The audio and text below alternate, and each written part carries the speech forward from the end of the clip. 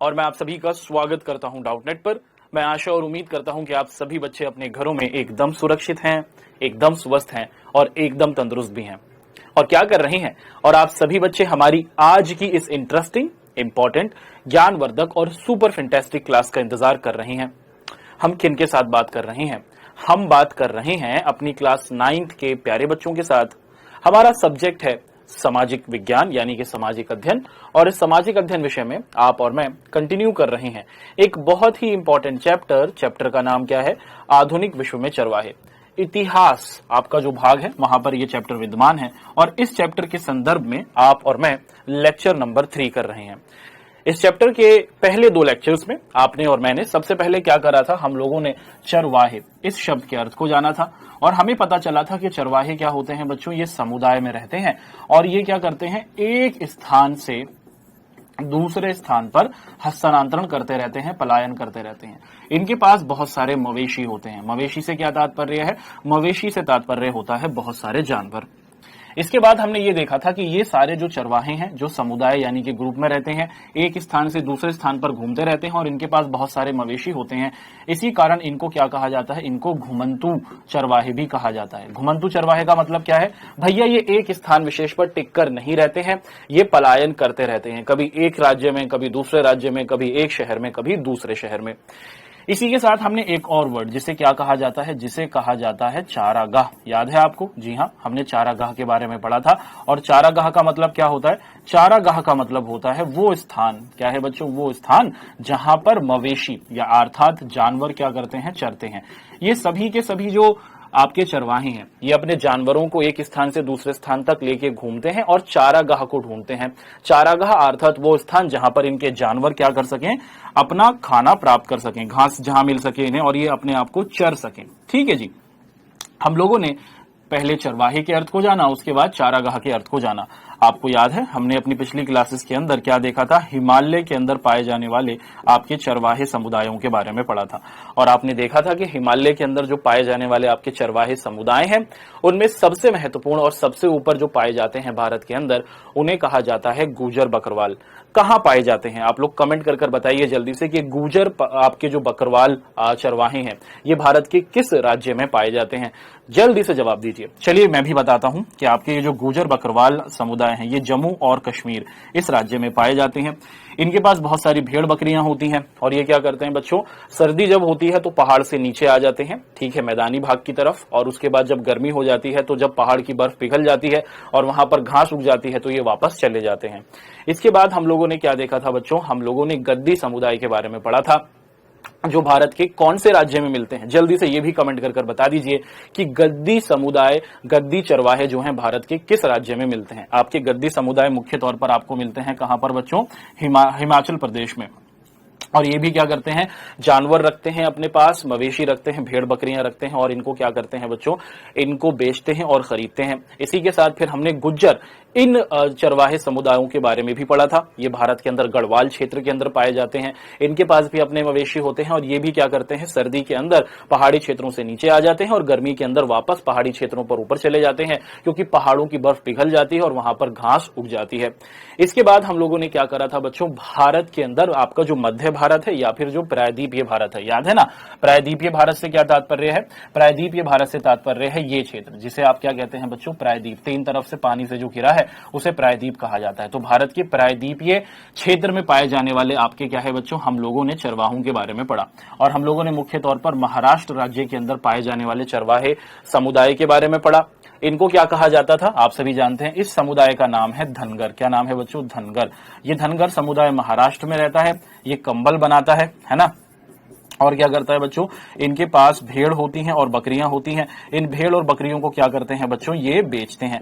आपको पता है कि ये मध्य महाराष्ट्र में रहते हैं, मध्य महाराष्ट्र में, और जब अक्टूबर का महीना आता है तो ये सभी क्या कर लेते हैं? कोंकण की तरफ चले जाते हैं। और कोंकण कहां पर है? कोंकण पश्चिम महाराष्ट्र में है, पश्चिम की तरफ। और यहाँ पर जो कोंकण के किसान होते हैं इनका स्वागत करते हैं, क्योंकि धनगर समुदाय की जितनी भी बकरियां भेड़ होती हैं वो जो खरपतवार होती है वहां की, उसको समाप्त कर देते हैं। इसी के बाद हम लोगों ने महाराष्ट्र महाराष्ट्र के, इसी के साथ हम लोगों ने क्या है बच्चों आंध्र प्रदेश के और कर्नाटका के कुब्बा और क्या है बच्चों गुल्ला, इन चरवाहा समुदायों के बारे में भी पढ़ा, जो इसी तरीके से जैसे धनगर लोग क्या करते हैं, सामान को बेचते हैं, इस तरीके से अपना जीवन व्यतीत करते हैं। फिर आपने और मैंने बंजारा समुदाय के बारे में पढ़ा था। ये भारत में मुख्य तौर पर कहां पाए जाते हैं? ये भारत में मुख्य तौर पर यूपी में पाए जाते हैं। और क्या करते हैं बच्चों, ये जानवरों को बेचते हैं। ठीक है, ये भारत के अंदर मुख्य तौर पर यूपी, बिहार, दिल्ली के क्षेत्रों में पाए जाते हैं। क्या कहते हैं? चरवाहा समुदाय को बंजारा कहा जाता है। आपने जरूर इनको देखा होगा अगर आप लोग यूपी बिहार के होंगे। ये क्या करते हैं? ये एक स्थान से दूसरे स्थान पर आते और जाते रहते हैं। और क्या करते हैं बच्चों, ये अपने जानवरों को बेचते हैं और दूसरे व्यवसाय भी करते हैं, जैसे दूध को बेचना या फिर क्या करना बच्चों, जानवरों की खालों को बेचना। इसी के साथ भारत के एक बहुत ही महत्वपूर्ण क्षेत्र जिसे हम लोग क्या कहते हैं, राजस्थान। राजस्थान राज्य के अंदर आपने क्या देखा था? राइका समुदाय के बारे में पढ़ा था। राइका समुदाय मुख्य तौर पर क्या है बच्चों? मरु का मतलब क्या होता है? मरुस्थल। इस क्षेत्र में पाई जाती है, अर्थात जैसलमेर, बाड़मेर, ठीक है, जोधपुर, इन क्षेत्रों में आपको राइका चरवाहे मिलते हैं। राजस्थान में ये मुख्य तौर पर ऊंट का क्या करते हैं बच्चों? व्यापार करते हैं, क्योंकि रेगिस्तानी क्षेत्र में ऊंट की सबसे ज्यादा उपयोगिता होती है। तो ये ऊंट का लेन देन करते हैं और उसी के साथ साथ क्या है बच्चों, ये बकरियों को भी खरीदते और बेचते हैं।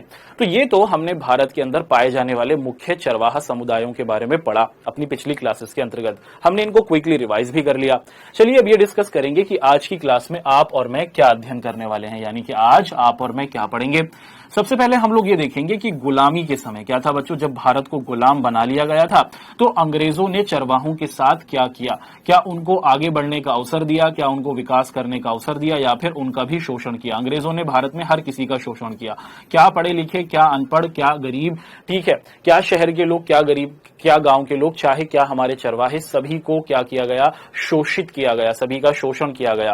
तो यहां पर आप क्या देखेंगे, हम ये जानेंगे कि अंग्रेजों ने कैसे भारत के चरवाहों की जिंदगी को बदल दिया। और कैसे बदला था? इन्होंने वन के नियम बनाए थे, बहुत सारे गलत गलत कानून बना दिए थे और इन कानूनों से क्या हो गया था बच्चों, पूर्णतः जो जिंदगी थी चरवाहों की वो टूट गई थी। चरवाहे एकदम क्या हो गए थे, कमजोर हो गए थे। वो अपने जिस तरीके से जीवन को व्यतीत करते थे, उनका जो जीवन जीने का तरीका था वो समाप्त कर दिया गया था। आखिर क्या कानून बनाया गया अंग्रेजों के द्वारा, कैसे चरवाहों की जिंदगी में परिवर्तन आया भारत में आजादी से पहले, हम लोग उसी का डिस्कशन करेंगे। क्लास शुरू करने से पहले आप सभी बच्चों से अनुरोध करेंगे कि आप सभी बच्चों के पास कॉपी, पेन, पेंसिल होनी चाहिए। जो भी इंपॉर्टेंट बातें आपको क्लास में बताई जाएं, आप सभी बच्चे उसको नोट डाउन करते रहेंगे। किसी भी तरीके का कोई भी कंफ्यूजन, कोई भी डाउट अपने समक्ष नहीं रखेंगे। चलिए शुरू करते हैं। सबसे पहले यहां पर देखिए, यहां पर लिखा है औपनिवेशिक शासन और चरवाहों का जीवन। मैं दोबारा बता रहा हूं, उपनिवेश का मतलब क्या होता है, सबसे पहले यही सुन लेते हैं। क्या होता है उपनिवेश का मतलब? क्या होता है, ध्यान से सुनिएगा। उपनिवेश का मतलब होता है गुलाम। क्या होता है बच्चों? गुलाम। ठीक है, गुलाम, जैसे भारत गुलाम बन गया था, कब्जा कर लिया था भारत पर, किन्होंने? अंग्रेजों ने। तो भारत उपनिवेश बन गया था। आप गुलाम कह सकते हैं या फिर एक अच्छा शब्द है उपनिवेश। अच्छा, और उपनिवेशी क्या होता है बच्चों? उपनिवेशी का मतलब होता है गुलामी। क्या मतलब होता है? गुलामी। तो भारत गुलामी कर रहा था, भारत पर कब्जा कर लिया था अंग्रेजों ने। तो उपनिवेशी का मतलब क्या होता है? गुलामी। तो गुलामी का शासन, जब भारत के ऊपर अंग्रेजों का शासन था, उसे हम लोग उपनिवेशी शासन कह रहे हैं। उपनिवेशी शासन के अंतर्गत चरवाहों का कैसा जीवन था, इसका आप और मैं डिस्कशन कर रहे हैं। देखिए क्या है बच्चों, भारत में औपनिवेशिक शासकों द्वारा कौन कौन से नियम बनाए गए और उनसे चरवाहों के जीवन में क्या प्रभाव पड़ा, हम लोग आज की क्लास में इसी को देखेंगे। ठीक है, अगर हम बात करते हैं औपनिवेशिक शासन के दौरान, तो चरवाहों की जिंदगी पर बहुत गहरा असर पड़ा। भाई उनका जो जीवन था पूरा बदल गया, परिवर्तित हो गया। ऐसे खतरनाक कानून बना दिए थे अंग्रेजों ने कि जिससे चरवाहों के, जानवरों की जो क्या थी बच्चों, सीमा थी वो कम कर दी। चरवाहों को एक स्थान से दूसरे स्थान पर नहीं आने दिया जा रहा था। तो चरवाहों को पूर्णतः क्या किया था, प्रभावित किया था अंग्रेजों ने अपने कानून बनाकर। तो अगर हम देखते हैं भारत के अंदर आजादी से पूर्व जब अंग्रेज थे, तो भारत के जितने भी चरवाहे थे उनके जीवन में क्या हुआ था बच्चों, पूर्णतः परिवर्तन आ गया था। उनके जानवरों की संख्या कम हो गई थी। चलिए क्या देखते हैं कि हम लोग ये जानने की कोशिश करेंगे कि मुख्य तौर पर किस किस प्रकार के क्या थे बच्चों, कानूनों को और नियमों को बनाया गया। सबसे पहले अगर आप देखते हैं, औपनिवेशिक शासक क्या है बच्चों, चारागाहों को खेतों में बदलना चाहते थे। अंग्रेजों को यह लगता था कि जो खाली जगह है, देखियो खाली जगह पर ही तो होता था ना कि जानवर जाकर क्या करते थे, चरते थे। अंग्रेजों को लगता था कि भारत के अंदर ये जो खाली स्थान पड़ा है, ये जो खाली जगह है जहां पर क्या होता है, ये चरवाहे अपने जानवरों को लेकर, मवेशियों को लेकर चले जाते हैं और वहां पर इनके मवेशी क्या करते हैं, चरते हैं, अर्थात खाना खाते हैं। अंग्रेजों को लगता था कि इतनी बड़ी जो जमीन है भारत के अंदर जो चरने के लिए खाली पड़ी है, इसको खेती में परिवर्तित कर दो। क्या कारण था कि कि अंग्रेज खेती में परिवर्तन के लिए क्या कर रहे थे, खाली पड़ी जमीन को, चारागाह को खेती वाली जमीन में परिवर्तित कर रहे थे। क्यों करना चाह रहे थे? इसके पीछे कारण यह था कि जमीन से उनको क्या होता था बच्चों, टैक्स मिलता था। अब मान लीजिए खेती वाली जमीन होगी तो क्या होगा, कोई किसान खेती करेगा। देखिए खेती वाली जमीन है, कोई किसान यहां पर खेती करेगा तो क्या होगा बच्चों, किसान अंग्रेजों को क्या देगा, किसान अंग्रेजों को खेती करने का टैक्स देगा या फिर पैसा देगा। और फिर क्या होगा बच्चों, अंग्रेज क्या करेंगे, उस किसान को बताएंगे कि आप इस वस्तु का उत्पादन करें, जैसे आप कपास का उत्पादन करें, जैसे आप जूट का उत्पादन करें या फिर आप नील का उत्पादन करें। तो अंग्रेजों को जिस चीज की मांग है उस मांग की पूर्ति भी होगी और अंग्रेजों को पैसा भी मिलेगा। अंग्रेज सिर्फ पैसे के लालची थे। खाली जमीन पर कोई काम नहीं हो रहा था तो उनको कोई टैक्स नहीं मिल रहा था। चरवाहे आते थे, अपने जानवरों को चराते थे और आगे बढ़ जाते थे। अंग्रेजों को लगा कि क्यों ना हम लोग इसको क्या कर दें, इसको एक खेती की जमीन में परिवर्तित कर दें। तो भारत के अंदर जितने भी चारागाह पाए जाते थे आजादी से पूर्व, उनको अंग्रेजों ने क्या करने की कोशिश करी, खेती की जमीन में बदलने की कोशिश करी। क्योंकि जब खेती होगी किसी जमीन पर तो उससे क्या होगा बच्चों, उससे उनको क्या मिलेगा, टैक्स मिलेगा। और इसी काम में वो क्या होते रहे, इसी काम में उन्होंने क्या करा, अब वो आगे बढ़ेंगे। वो भारत के सारे चारागाहों को धीरे धीरे क्या कर देंगे बच्चों, खेती वाले वस्तुओं में परिवर्तित करते जाएंगे। चलिए एक एक कर हम क्या करते हैं, इन सभी बातों का अध्ययन करेंगे कि कैसे अंग्रेजों ने क्या करा बच्चों, भारत के अंदर मौजूद जितने भी आपके चारागाह थे उनको खेती में क्यों पलटा। आपको पता चल गया कि क्यों पलट रहे हैं अंग्रेज, क्योंकि जब खेती वाली जमीन बन जाएगी तो अंग्रेजों को खेती से टैक्स प्राप्त होगा। खेती की जमीन पर जो किसान खेती करेगा वो अंग्रेजों को टैक्स देगा और अंग्रेज अपने हिसाब से जिस वस्तु की उन्हें डिमांड है वो क्या कर सकते हैं, भारतीयों को विवश करेंगे और उस वस्तु की प्राप्ति करेंगे। ठीक है, इसके अलावा क्या था बच्चों, अंग्रेजों को जूट की, कपास की, गेहूं, इन सभी की क्या थी बच्चों, इन सभी की जरूरत थी। तो उत्पादन करने के लिए, कपड़े बनाने के लिए, ठीक है बच्चों, जूट का प्रयोग करने की आवश्यकता थी, खाने के लिए गेहूं की आवश्यकता थी। तो इसीलिए अंग्रेजों को लगता था कि जब खेती होगी तो पैसा आएगा और इसी के साथ साथ जिस चीज की मांग इंग्लैंड में थी या फिर यूरोप के और देशों में थी, उस मांग की पूर्ति के लिए भी वो भारत की खाली जमीन को किसमें कर रहे थे, खेती की जमीन में यानी कि खेतों में परिवर्तित कर रहे थे। तो वो इसके कारण, ताकि ज्यादा से ज्यादा उत्पादन बढ़ जाए खेती की जमीन के बढ़ने से, और जब उत्पादन बढ़ेगा तो अंग्रेजों को फायदा होगा। भारत में गेहूं पैदा हुआ, उसको इन्होंने यूरोप में बेच दिया, पैसा इनको मिल गया अंग्रेजों को, भारतीय किसान को कुछ नहीं मिला। भारत के किसानों ने अपनी जमीन पर कपास को उगाया, अंग्रेजों ने दूसरे क्या करा, यूरोप के क्षेत्रों में बेच दिया, बड़ी बड़ी जो कपड़े मिलें थी और वहां से पैसे को प्राप्त कर लिया। तो अपने फायदे के लिए भारत के किसानों से टैक्स भी लेंगे और भारत के किसानों का जो उत्पादित माल है उसे बाहर बेचकर पैसे की प्राप्ति कर लेंगे, डबल फायदा। इसीलिए अंग्रेज क्या कर रहे थे, भारत की खाली चारागाहों को क्या कर रहे थे, खेती की जमीन में परिवर्तित कर रहे थे। ठीक है, इन सभी चीजों की इंग्लैंड में मांग थी। क्या थी बच्चों, इन सभी चीजों की, कपास की, कपड़े बनाने के लिए, जूट की सामान वस्तुएं बनाने के लिए, गेहूं की खाने रूप के तौर पर क्या थी, इन सभी वस्तुओं की मांग थी। और इसी मांग की पूर्ति के लिए अंग्रेज क्या कर रहे थे बच्चों, भारतीय किसानों को विवश कर रहे थे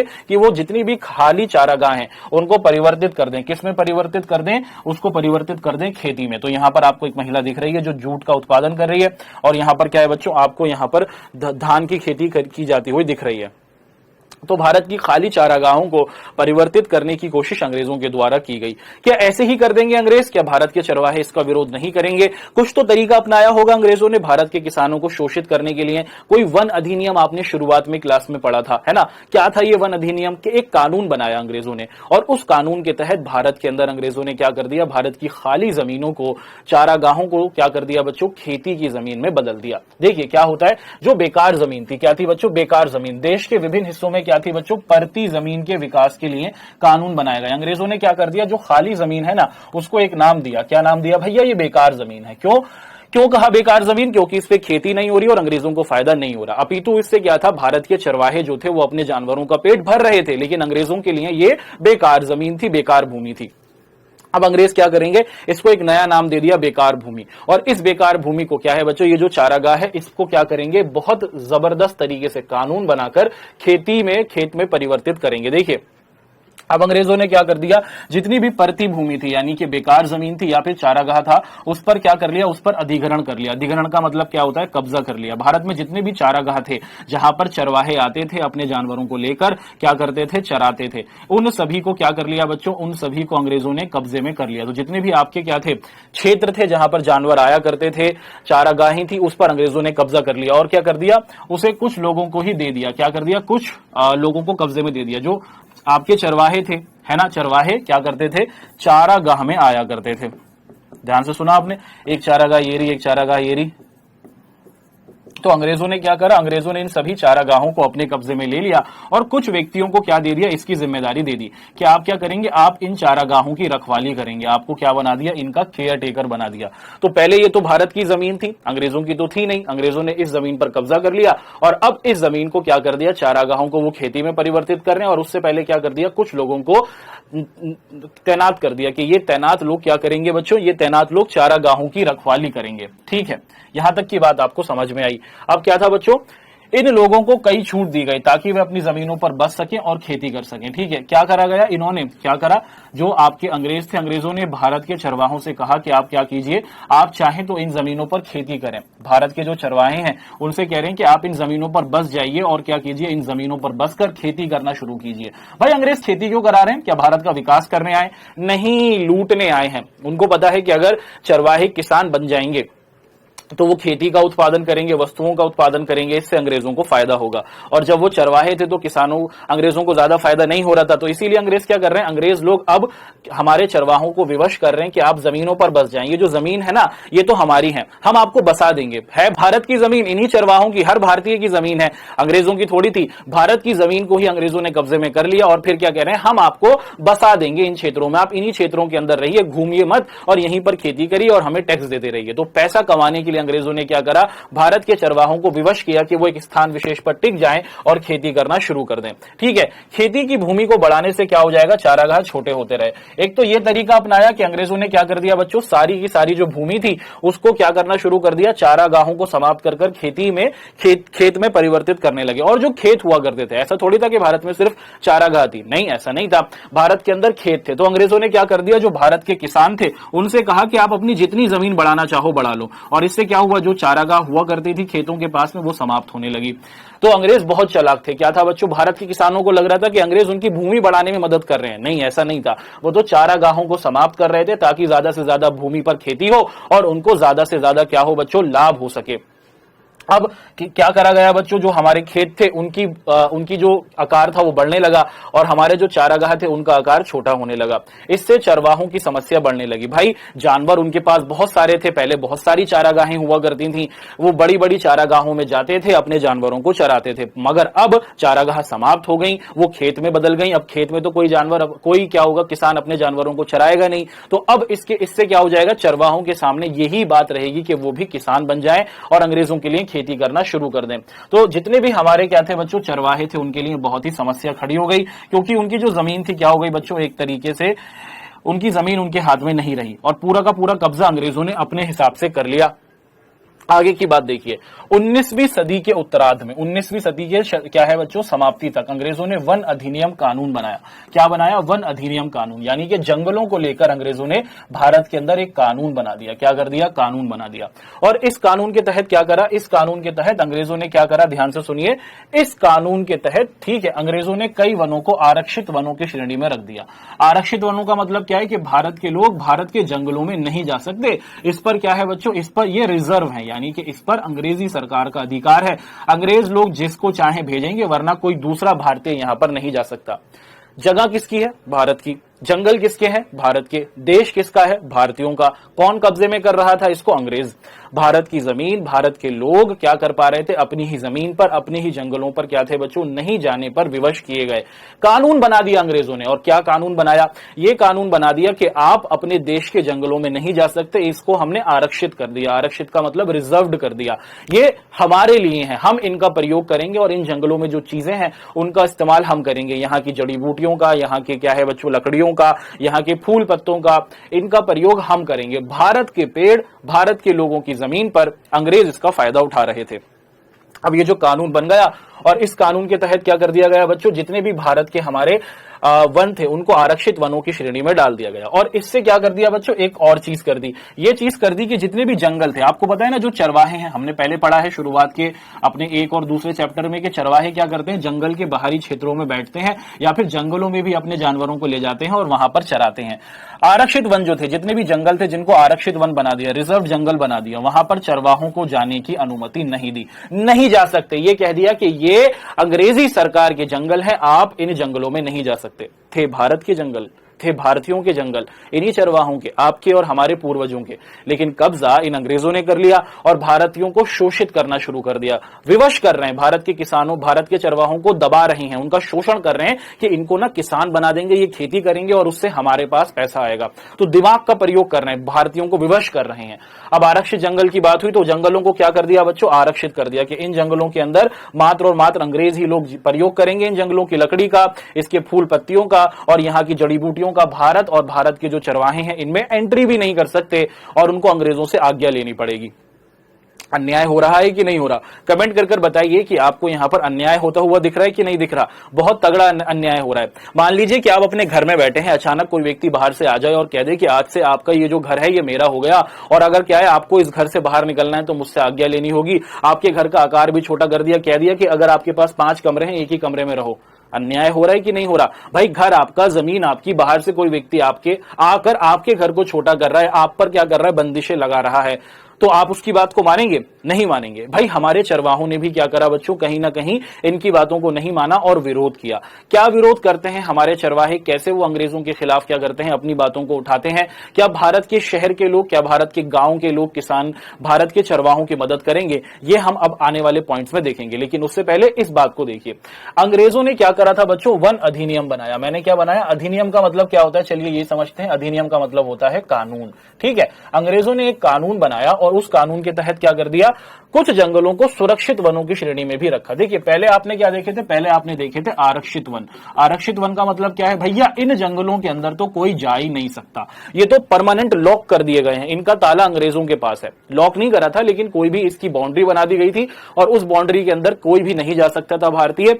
अगर कोई भारतीय जाएगा उसको सजा देगी। तो कुछ जंगलों को अंग्रेजों ने क्या कर दिया था, आरक्षित वन बना दिया था, और कुछ जंगलों को अंग्रेजों ने क्या करा, सुरक्षित वनों की श्रेणी में रखा। ये दूसरे प्रकार के जंगल थे जो अंग्रेजों ने वन अधिनियम के तहत बनाए। ठीक है, इन सुरक्षित वनों में क्या था बच्चों, चरवाहों को जाने के लिए परमिट लेना होता था। परमिट का मतलब क्या होता है, चलिए देखते हैं। भाई परमिट का मतलब क्या होता है, पहले तो आपने क्या देखा, आरक्षित वन। इन आरक्षित वनों में तो चरवाहे जा ही नहीं सकते थे। ठीक है, बिल्कुल भी जाने की इनको आज्ञा नहीं थी, कोई भी भारतीय नहीं जा सकता था। लेकिन जो दूसरे प्रकार के अंग्रेजों ने जंगलों को बांटा, जिसे सुरक्षित वन कहा, इन सुरक्षित वनों में अगर भारत के चरवाहे जाना चाहें तो उनको परमिट लेना होगा। परमिट का मतलब क्या होता है भैया, आज्ञा लेनी होगी। क्या करनी होगी, आज्ञा लेनी होगी। परमिट को समझते हैं।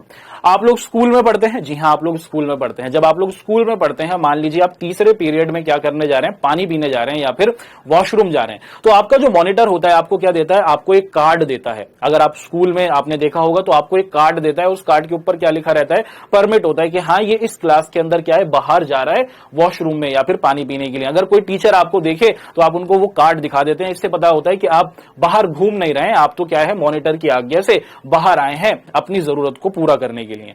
तो क्या होता है बच्चों, आपको आज्ञा हो जाती है कि हाँ आप क्लास के दरमियान भी क्या कर सकते हैं, क्लास के दौरान भी बाहर निकल सकते हैं। तो कुछ यही चीज अंग्रेजों ने करी कि अगर आपको भारत के सुरक्षित वनों में जाना है, भारत के चरवाहों को, तो क्या कहा गया कि आप लोग क्या कीजिए, आप लोग परमिट ले लीजिए, हमसे आज्ञा ले लीजिए। और भारत के ये जो चरवाहे थे ये परमिट लेकर, आज्ञा लेकर, ठीक है, एक प्रकार की लिखित आज्ञा लेकर इन जंगलों में उनको जाने की आज्ञा दी गई। फिर क्या कर दिया गया, लेकिन जो उनकी गतिविधियां थी उन पर निगरानी रखी गई। ऐसा तो किया गया कि हाँ आप जाना चाहें तो जा सकते हैं, अपितु मगर क्या किया गया, उनके आने जाने पर क्या किया गया, निगरानी रखी गई कि कितने जानवरों को लेकर आ रहे हैं, कितने समय तक रह रहे हैं, कितने कितने क्या है बच्चों, कितने पेड़ों को समाप्त कर रहे हैं, इस सब की निगरानी कर रहे हैं अंग्रेज। ठीक है, अब यहां पर क्या होता है बच्चों, ये जितने भी आपके सुरक्षित जंगल थे इसके अंदर आपने क्या देखा, भारतीयों को जाने की आज्ञा दे दी, लेकिन परमिट के साथ, आज्ञा लेकर। और अगर आप जा रहे थे तो अंग्रेज आपकी सारी गतिविधियों पर, सारे कार्यों पर नियंत्रण रख रहे थे, देख रहे थे कि कितनी देर तक रुक रहे हैं, कितने जानवरों को लेकर आ रहे हैं। तो बहुत तरीके से भारत के किसानों की, भारत के चरवाहों की जमीन, भारतीयों की जमीन अंग्रेजों ने कब्जा कर लिया। भारत के जंगलों को आरक्षित वन और सुरक्षित वन में बांट दिया। आरक्षित वन तो सबसे अच्छे वन थे, वहां अच्छी प्रकार की लकड़ी, अच्छी प्रकार की घास, अच्छी प्रकार के फल फूल हुआ करते थे, वो तो अंग्रेजों ने अपने लिए रख लिया। और जो सुरक्षित वन की कैटेगरी रखी उसमें आपने क्या देखा, बहुत अच्छे प्रकार के फल फूल, लकड़ियां नहीं थी, बेकार प्रकार के यहां पर पदार्थ हुआ करते थे, तो ये भारतीयों को दे दिया। हुआ पक्षपात, जी हां, भारतीयों को दबाया गया। आगे के महत्वपूर्ण बिंदुओं को देखते हैं। क्या है बच्चों, नए वन कानून से क्या हुआ, चरवाहों का जीवन हमेशा के लिए बदल गया। भाई ये तो बिल्कुल घबरा गए, चरवाहों के लिए को तो समझ में नहीं आया। उससे पहले वो भारत में जहां पर चाहे जाते थे, भारत में जिस क्षेत्र में जाना चाहे अपने जानवरों को लेकर जाते थे, चारागाहों में अपने जानवरों को चराते थे। लेकिन जब ये कानून बना दिए गए और प्रतिबंधित कर दिया गया कि इन चारागाहों में आप नहीं जाएंगे, इन जंगलों में आप नहीं जाएंगे, कुछ जंगलों में आप जाएंगे, तो सारे के सारे जो चरवाहे थे उनको समझ में नहीं आया कि भाई ये हो क्या रहा है। उनका जीवन पूर्णतः बदल गया। क्या हो गया, वो सभी घबराने लगे कि हम अपनी आजीविका कैसे चलाएंगे, हम अपना जीवन कैसे चलाएंगे। अब अधिकतर जगहों पर क्या होने लगा था बच्चों, वो नहीं जा सकते थे, क्योंकि आपको पता है कि अधिकतर जो जंगल थे उनको आरक्षित जंगल में परिवर्तित कर दिया था। तो चरवाहों को सीमित कर दिया, प्रतिबंधित कर दिया कि आप एक ही जगह पर क्या हो जाए, टिक जाएं। और कुछ जगहों पर जहां पर वो पहुंचना चाहते थे तो बहुत मुश्किल से पहुंच पाते थे। अगर उनको सुरक्षित वन में जाना है तो अंग्रेजों से आज्ञा लेनी पड़ती थी, और अंग्रेज बड़ी आसानी से आज्ञा नहीं देते थे, और आज्ञा दे भी देते थे तो वहां पर आपकी निगरानी रखते थे कि भैया कितने जानवरों को लेके आ रहे हो, कितनी देर तक रुक रहे हो। तो एक तरीके से क्या था बच्चों, किसानों के लिए बहुत ही बड़ी समस्या यहां पर आप सभी के समक्ष रही, अब हमारे चरवाहों के समक्ष रही। चलिए आगे की कहानी को देखिए। यहां पर क्या है बच्चों, अब मौसम के चक्र की बजाय क्या था बच्चों, अब मौसम के चक्र की बजाय उन्हें नए कानूनों के हिसाब से चलना पड़ता था। जितने भी हमारे किसान थे वो चला कैसे करते थे, वो चला करते थे मुख्य तौर पर मौसम के बजाय। पहले वो कैसे चलते थे, जहां पर बारिश होती थी उस स्थान पर चले जाते थे अपने जानवरों को लेकर, और जहां पर सूखा पड़ता था वो स्थान छोड़ देते थे। ऐसे ही करते थे सारे हमारे चरवाहे, जी हां।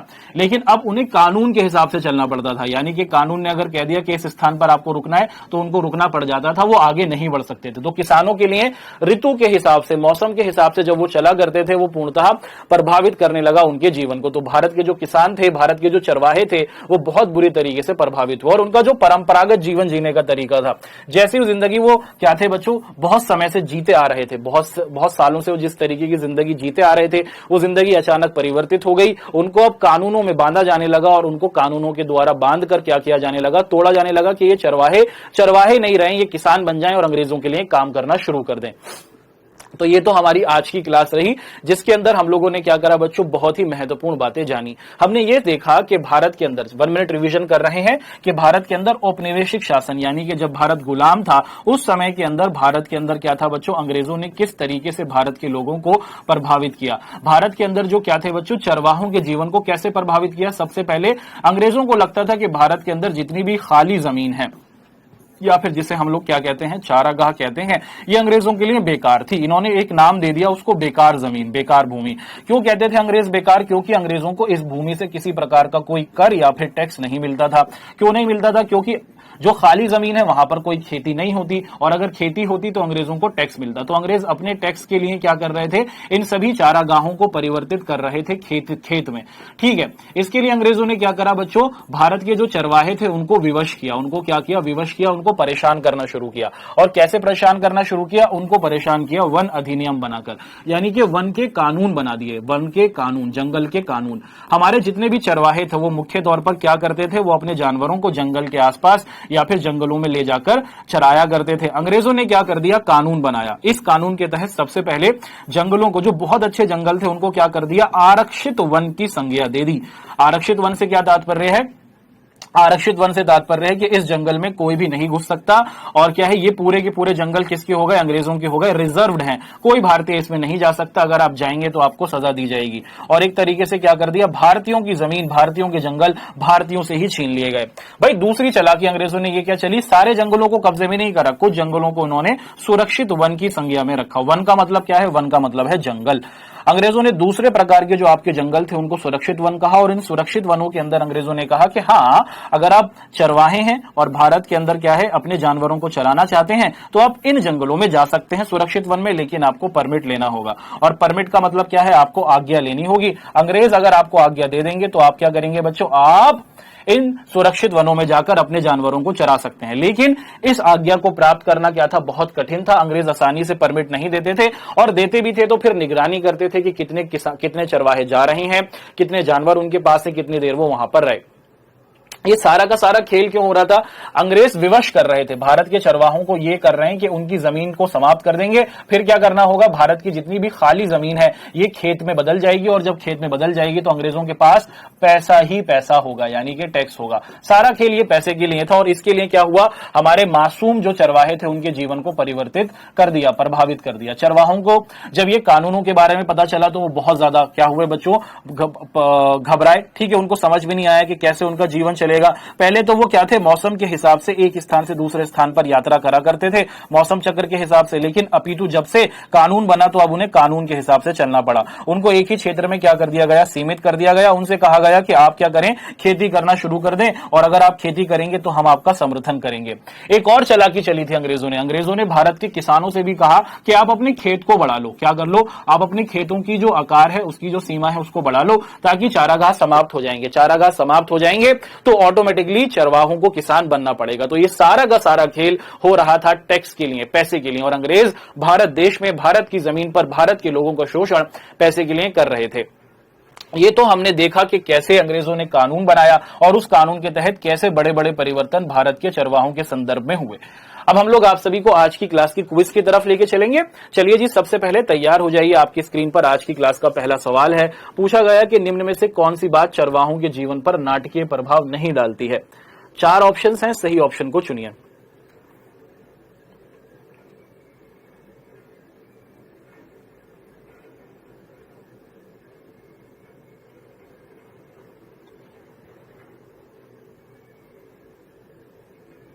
अगले सवाल की ओर बढ़ेंगे। अब आपकी स्क्रीन पर अगला सवाल है ये, औपनिवेशिक सरकार की आय का मुख्य स्रोत क्या था?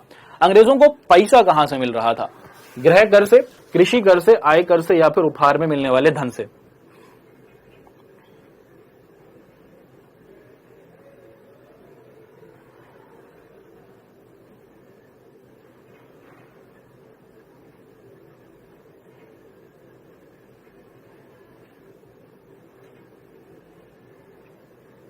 चलिए आगे बढ़ेंगे। अगला सवाल आप सभी के समक्ष है कि कौन से वन क्या थे बच्चों, चरवाहों को जाने की मनाही थी?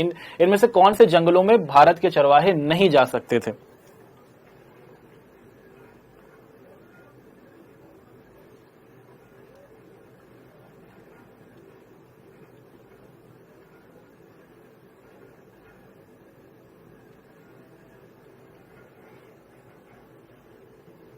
आगे बढ़ते हैं, और यहां पर अगला सवाल कि कौन से वनों में चरवाहों को जाने के लिए परमिट लेना पड़ता था? सुरक्षित, आरक्षित, ग्राम्य, या फिर उपलब्ध वन?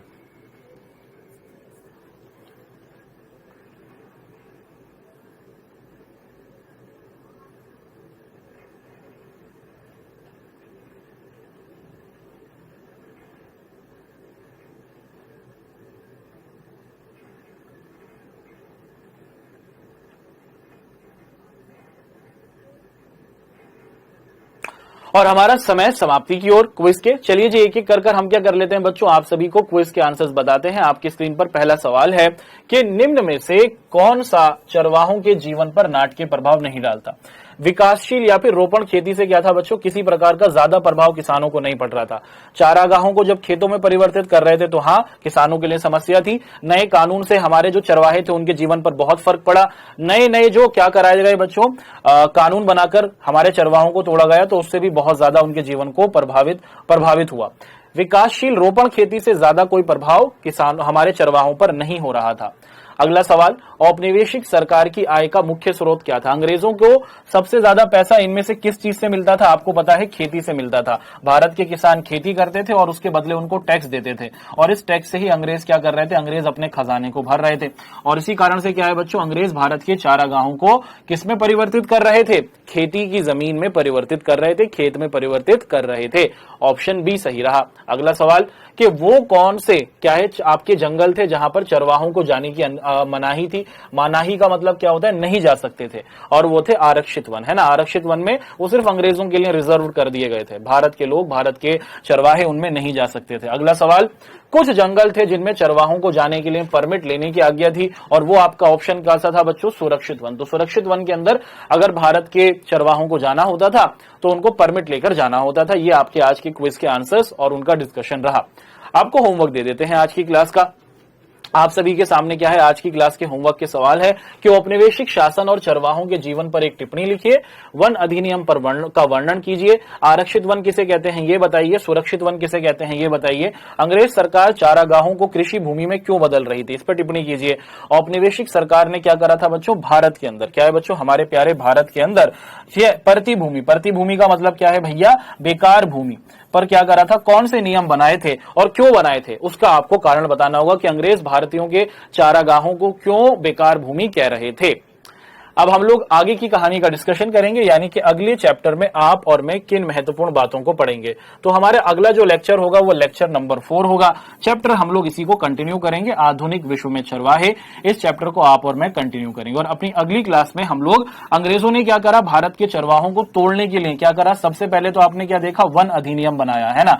अब इस वन अधिनियम के बाद अंग्रेज पता है क्या करते हैं, अंग्रेज भारत के चरवाहों को क्या कर देंगे, एक और कानून बनाकर उनको अपराधी घोषित कर देंगे कि तुम सभी के सभी अपराधी हो, यानी कि तुम क्या हो, तुम मुजरिम हो और तुम्हें एक क्षेत्र में रहने की आवश्यकता नहीं है, हम तुम्हें समाप्त कर देंगे। उनको जेलों में डालना शुरू कर दिया। वो क्या था कानून, किस कानून के तहत भारत के चरवाहों को बना दिया गया था अपराधी, उसका अध्ययन करेंगे। और चरवाहा टैक्स, अब चरवाहों से भी टैक्स लेने लगे। पहले तो खेती पर ही टैक्स लेते थे, अब चरवाहों से भी टैक्स लेंगे और उनके जो जीवन था उसको समाप्त करने की कोशिश करेंगे। आज की क्लास में हम लोगों ने भारत में जो हमारे चरवाहे रहे आजादी से पहले, उनके जीवन पर कितने कष्टदायक अंग्रेजों ने कानून बनाए थे उसका अध्ययन किया। मैं आशा और उम्मीद करता हूं कि हमारी आज की क्लास आप सभी के लिए बहुत ही उपयोगी रही होगी। अब इसी आशा और उम्मीद के साथ कि आप सभी बच्चे अपना ध्यान रखेंगे, मैं आप लोगों से लेता हूं विदा। आप सभी बच्चे अपना ध्यान रखें, धन्यवाद।